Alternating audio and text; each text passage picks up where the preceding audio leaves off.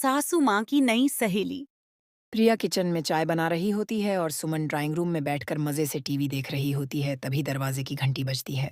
प्रिया, जरा देखना तो कौन आया है। देखती हूँ मम्मी जी। प्रिया दरवाजा खोलती है तो सामने पड़ोस वाली विमला आंटी खड़ी नमस्ते होती आंटी है। जी, कैसी हैं आप?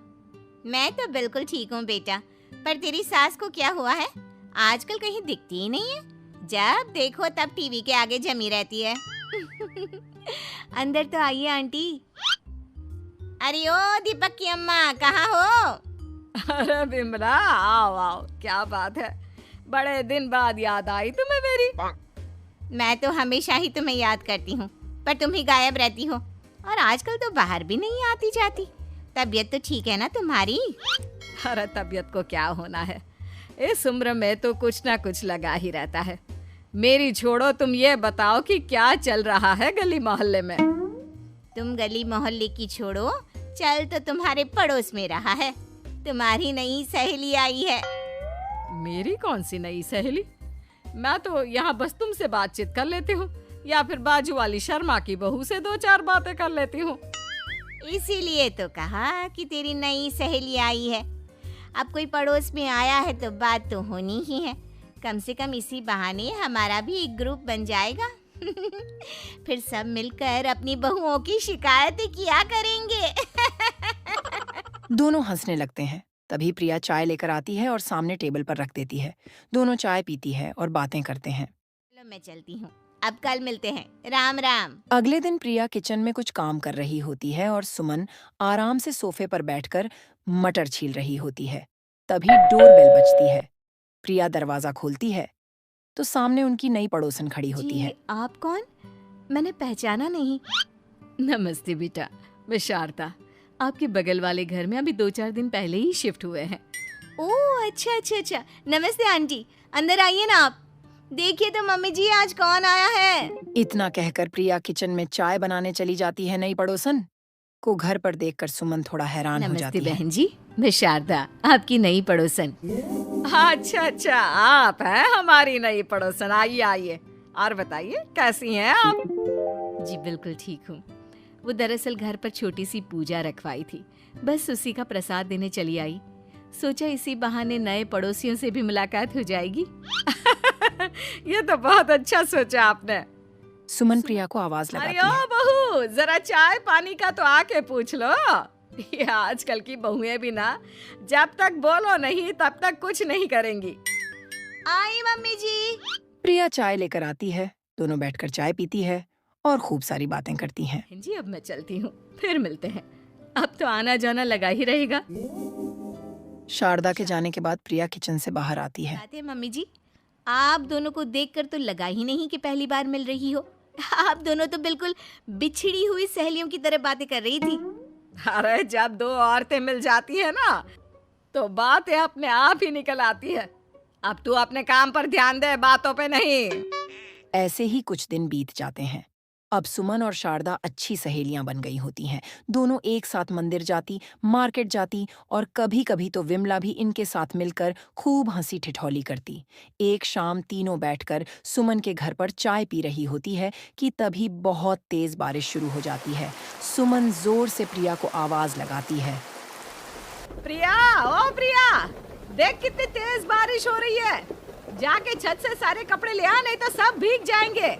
सुमन 2 बार आवाज लगाती है लेकिन प्रिया का कोई जवाब नहीं आता। शायद प्रिया कुछ काम कर रही है, इसीलिए कुछ जवाब नहीं दे रही।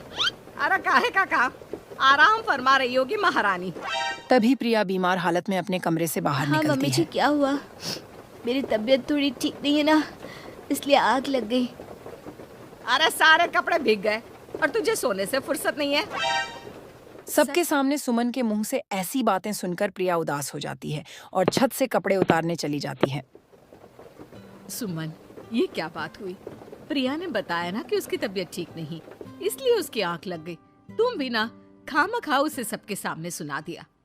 अरे आप नहीं जानती शारदा जी, कुछ बहुएं ना बहुत आलसी होती है, घर का एक काम नहीं करना चाहती। ऐसा नहीं है सुमन, तुम्हारी बहू तो बहुत प्यारी है, तुम्हारी सारी बात भी तो मानती है।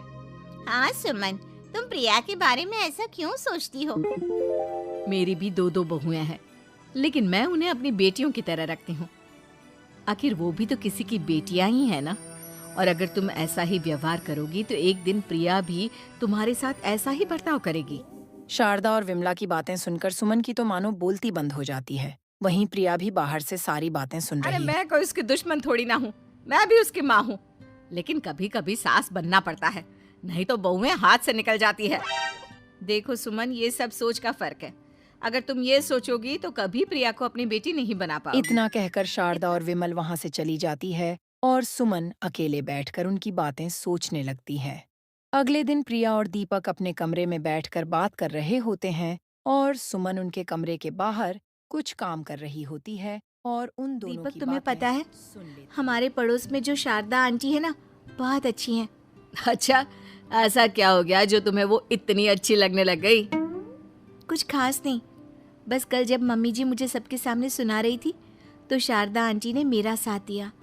मैं तो सच में हैरान ही रह गई थी जब उन्होंने मम्मी जी को मुझसे ऐसा बर्ताव करने के लिए मना किया। अच्छा, फिर क्या हुआ? होना क्या था, शारदा आंटी तो मम्मी जी को समझा ही रही थी कि बहू को भी बेटी की तरह ही रखना चाहिए। लेकिन मम्मी जी तो मम्मी जी है ना, उन्हें तो मुझ में हमेशा कमी ही दिखती है। काश मुझे भी शारदा आंटी जैसी सास मिली होती जो मुझे भी अपनी बेटी जैसी समझती। सुमन यह सब सुनकर बहुत उदास हो जाती है और वहां से चली जाती है। प्रिया की बातें सुमन के कानों में बार बार गूंज रही थीं। उसे बहुत शर्मिंदगी महसूस हो रही थी कि उसने प्रिया के साथ बहुत गलत किया है।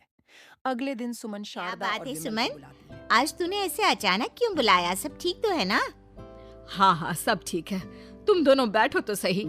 तब तक दीपक और उसके पापा भी आ जाते प्रिया, हैं। तुम भी आ जाओ। क्या हुआ मम्मी जी, आपने बुलाया? हाँ प्रिया बेटा, मैं आज सबके सामने तुमसे माफी मांगना चाहती हूँ। मैंने आज तक तुम्हारे साथ बहुत बुरा व्यवहार किया है, लेकिन तुमने कभी भी मेरे साथ बुरा बर्ताव नहीं किया। मुझे अपनी गलती का एहसास हो गया है, हो सके तो मुझे माफ कर देना। प्रिया अपने सास की बातें सुनकर हैरान हो जाती है। उसकी आंखों में आंसू आ प्लीज मम्मी जाते जी, हैं। आप मुझसे माफी मत मांगिए, मैं भी आपकी बेटी ही हूँ। वैसे एक थैंक यू तो मेरी नई सहेली को भी बनता है, जिसकी वजह से मुझे मेरी गलती का एहसास हुआ। शारदा बहन, आपका बहुत बहुत शुक्रिया जो आपने मेरी आंखें खोल दी। अरे क्या सुमन, तुम भी ना? तो फिर इसी बात पर चाय और पकोड़े हो जाए। हाँ हाँ, क्यों नहीं।